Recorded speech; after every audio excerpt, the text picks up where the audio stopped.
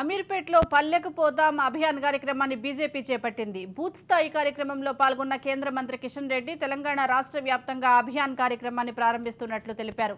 జిల్లా స్థాయి నాయకులు గ్రామాల్లో బీజేపీ పథకాలు, అభివృద్ధి కార్యక్రమాలపై చర్చించాలని సూచించారు కిషన్ రెడ్డి. రాబోయే పార్లమెంటు ఎన్నికలకు గెలుపే లక్ష్యంగా పనిచేయాలని కార్యకర్తలకు పిలుపునిచ్చారు.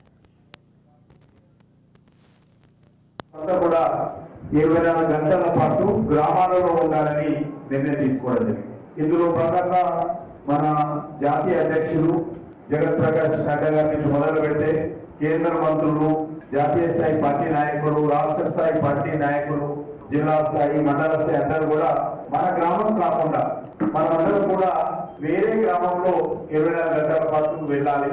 ఆ గ్రామంలో ఉన్నటువంటి పోలింగ్ బూత్ కార్యకర్తలను కలవాలి, ఆ గ్రామంలో ఉన్నటువంటి ప్రజలను కలవాలి, ఆ గ్రామంలో ఉన్నటువంటి మరి రైతులను, రైతు కూలీలను, పొదుపు సంఘాల మహిళలను, యువకులను, కేంద్ర ప్రభుత్వం నుంచి లబ్ధి పొందుతున్నటువంటి లబ్ధిదారులను కలవాలని పార్టీ నిర్ణయం తీసుకోవడం జరిగింది. అందులో భాగంగా ఈ రోజు నేను మన మహేశ్వరం